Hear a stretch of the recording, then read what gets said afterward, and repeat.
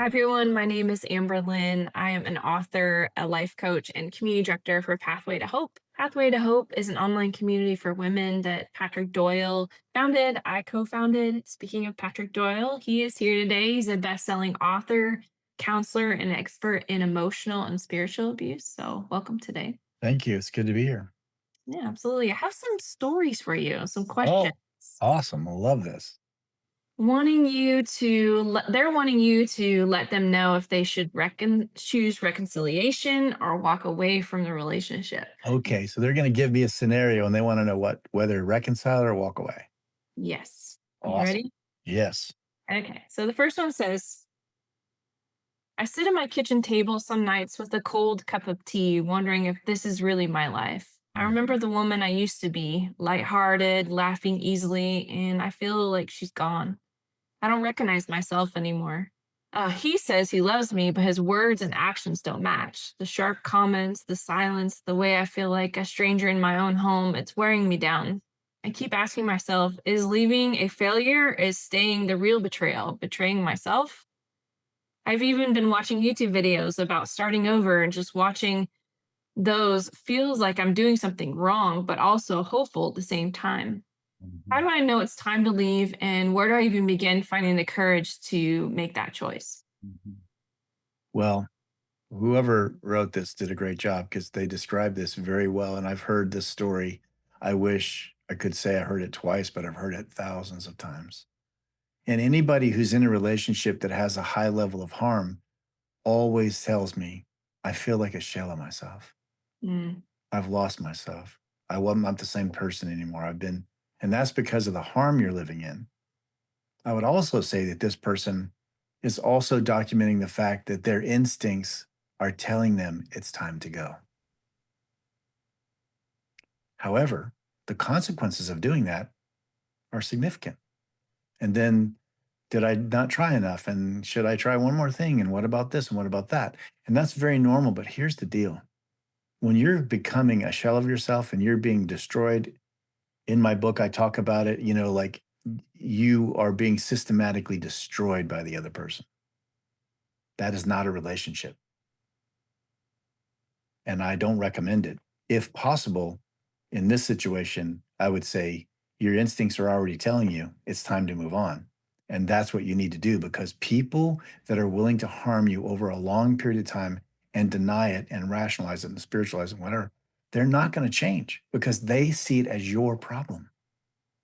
So that's why your instincts are telling you, let's go. Because that's the only way you're going to get back to being a healthy individual is to get out of the toxic reality you're in. So you're from your perspective, you're saying, when is the time to leave now? And where do I even, she said, where do I even begin finding the courage to do that? Well, I think that that's already happening. Mm, That's why you're watching YouTube videos about a new life. You're already looking to the future as a better place to be because where you're at is killing you, mm, right? So keep looking and talk to people who would understand. This is why we're doing this, so we can have other people that understand. You can be part of a community where you're not alone. And once you start hearing other people validate the fact that you're hearing and seeing this correctly, the courage starts to bubble. And then you get to a place where you can't not take action. So you're in the process and your instincts are already moving you in the direction. And surviving something as dangerous as this already reveals that you're massively courageous. So it's just a matter of time. all right. Next question. Sometimes I tell myself I just need to hold on until the kids are grown. I sit in this house going through the motions, feeling like a shadow than a person. I used to be full of life, but now I'm just surviving, keeping the peace, making sure the kids don't see too much. Mm. He says he cares, but it doesn't feel that way. The criticism, the distance, the way I shrink in his presence is not the kind of home I wanted for them. Still, Yes. I worry that leaving now would destroy their stability, so I keep waiting. Yeah. But late at night, when the house is quiet, I wonder, what message am I really giving my children by staying? Am I teaching them love means sacrificing yourself, or would leaving show them something different, something stronger? Question mark. Mhm, mhm. How do I know if waiting until they're older is the right thing or if that's just another way of staying stuck? Yeah. So, once again, another very insightful question because you already know, based on what you said in here, you know the answers. You're being destroyed. It's not good for your kids. You're just protecting them from harm, whatever. So, in my situation, when I finally realized that it was time for me to make a decision, and I told my kids that I was going to divorce their mom, my oldest kid at the time was 18. And he told me, he looked me right in the eye and he said, Dad, I wish you'd have done this a long time ago. And in my mind, I'm like, hey, I'm staying for you. That's what I thought I was doing. But in reality, I was not. I was avoiding the conflict, which is 100% understandable. And don't in any way, shape, or form hear me saying that there's any guilt in that. Like, I get it. I did it.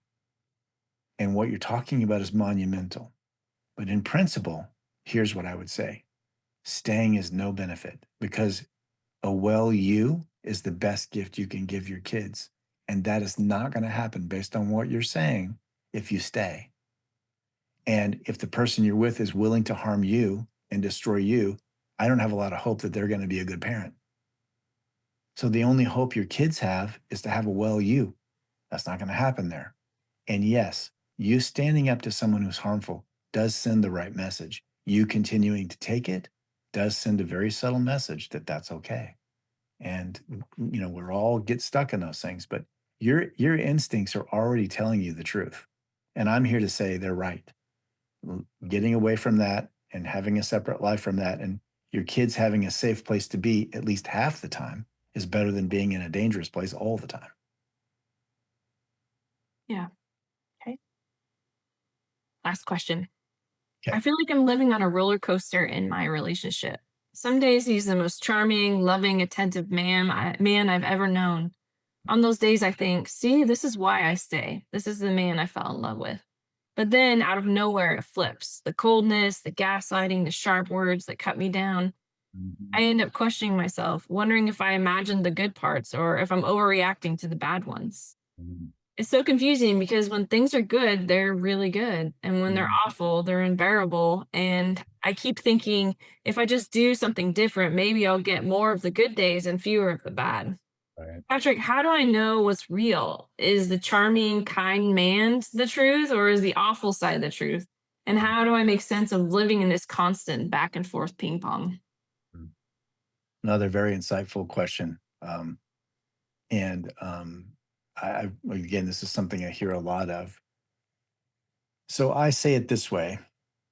So if someone's harming you at all on a regular basis, that's the real person. The charming, loving, caring person would not harm you.